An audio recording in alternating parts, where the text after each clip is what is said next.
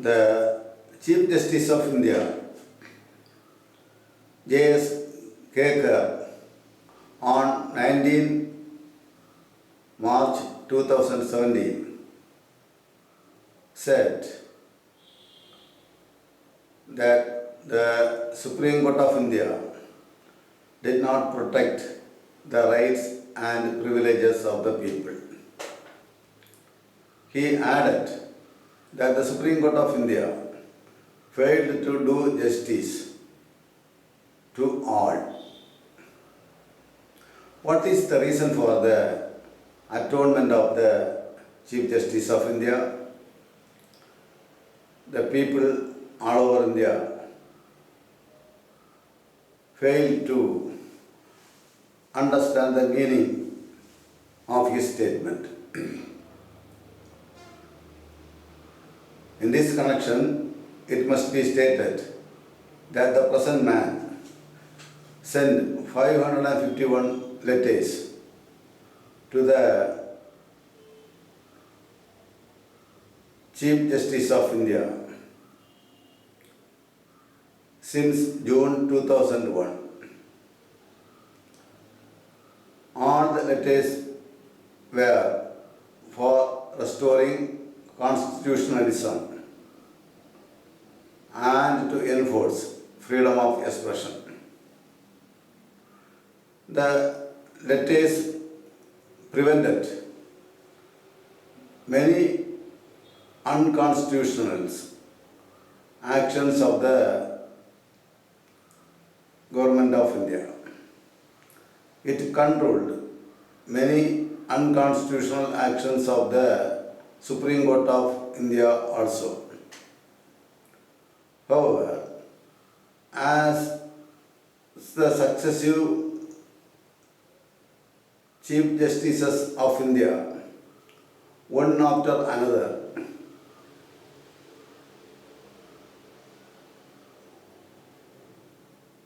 concealed or hid the letters from the eye of the people,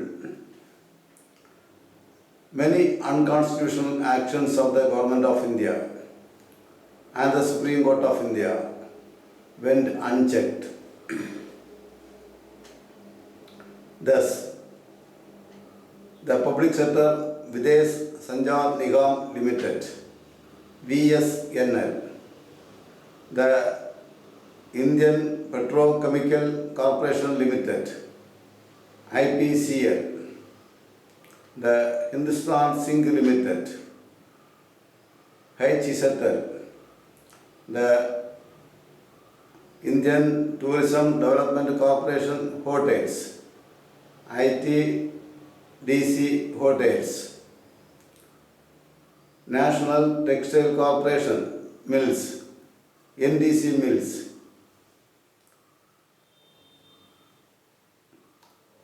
Mumbai and Delhi airports, and some other small public sector undertakings were alienated or sold to private parties in bad faith.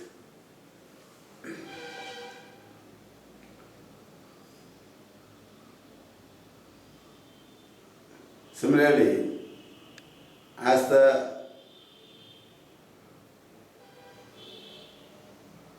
people were kept under utter darkness,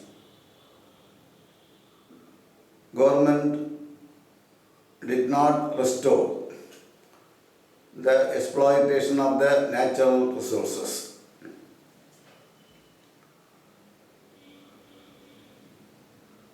Money in the Provident Fund and Pension Fund might not have gone to unknown places, unknown destinations, if the people had seen the letters.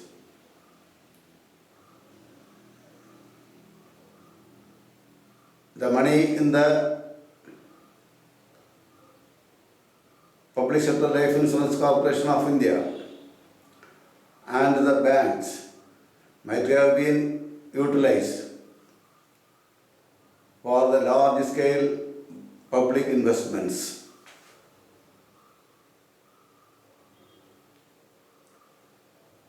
The farmers might have got remunerative prices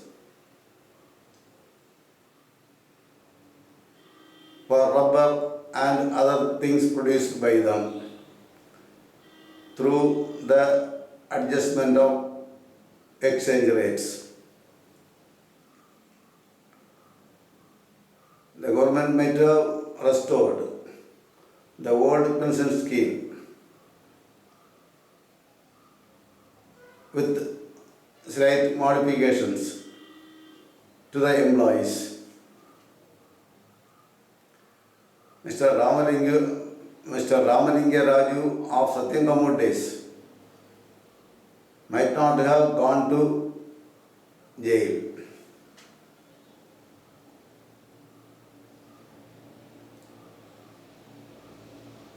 Many hundreds of thousands of small scale industries would not have perished due to the Chinese onslaughts.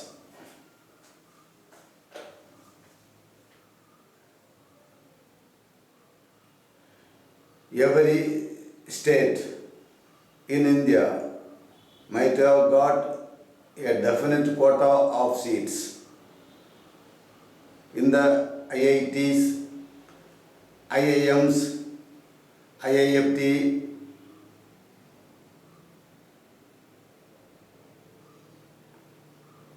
civil services and others, respecting Article 14 and 16 of the Constitution of India. The members of the scheduled caste might have got adequate representation in the Supreme Court of India, and the benches might have been heterogeneous in nature as far as possible. The gas spectrum and the coal verdicts of the Supreme Court of India might have been different.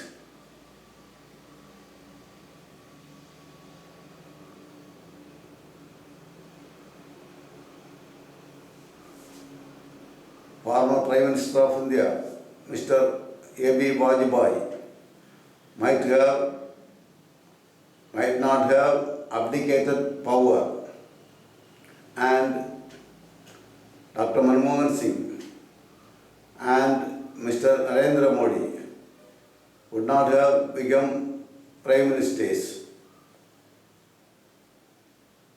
till date.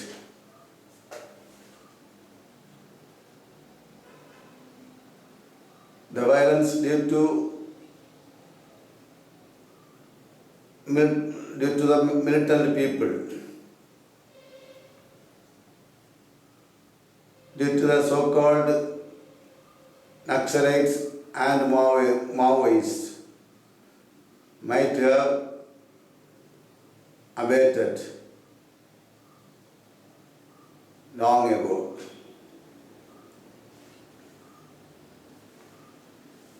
The Sri Lanka might not have, the Sri Lankan forces might not have killed hundreds of Indian fishermen.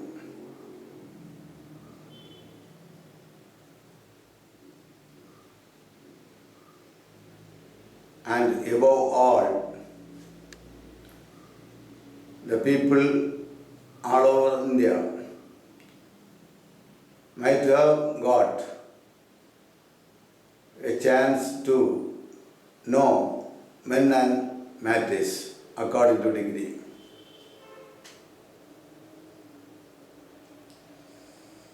Now, if a cricketer scores a run,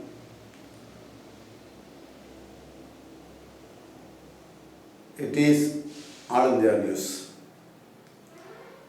If he takes 1 or 2 wickets, that also is all India news. It is being discussed in the newspapers and TV channels. When the cell phone of former Indian cricket captain Mr. M.S. Dhoni went missing, it was all India news. When he got back the cell phone, again that was all India news. But 551 letters sent for restoring constitutionalism and for enforcing freedom of expression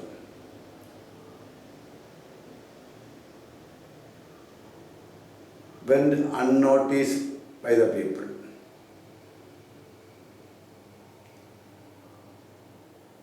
We will do anything. We will not allow our people to know any others. We will not show them to our people. We will not allow our people to listen to others. If we don't allow them to hear others, how will they listen? This is the stand of the Supreme Court of India. This is not a stand taken in 1 or 2 days, 1 or 2 weeks, 1 or 2 years. For the last 16 years, the Supreme Court of India stands on this point.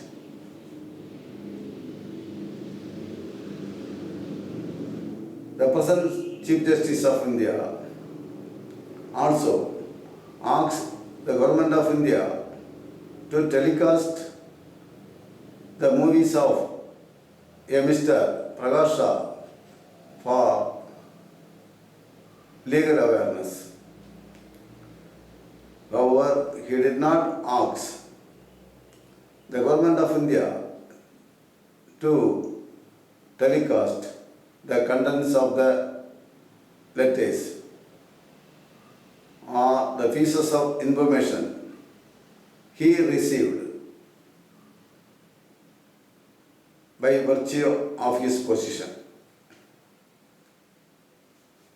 Perhaps this stand of the Supreme Court of India disturbs the mind of the present Chief Justice of India. This must be the reason for the atonement of the present Chief Justice of India.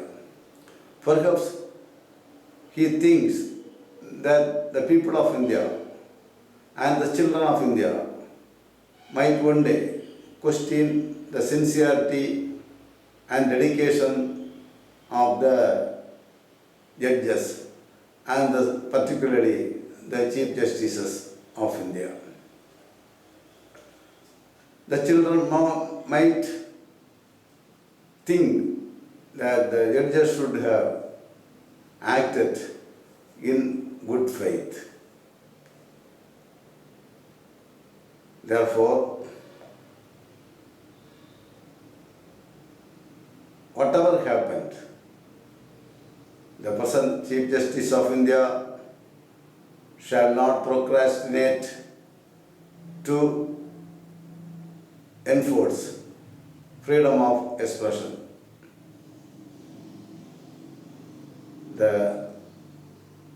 Even if the heaven falls, the present Chief Justice of India should not hesitate to grant freedom to Indians. everyone in India and everyone all over the world wants others to do their duty. And the Chief Justice of India must consider it as his duty and enforce freedom of expression and restore constitutionalism in India. Thank you.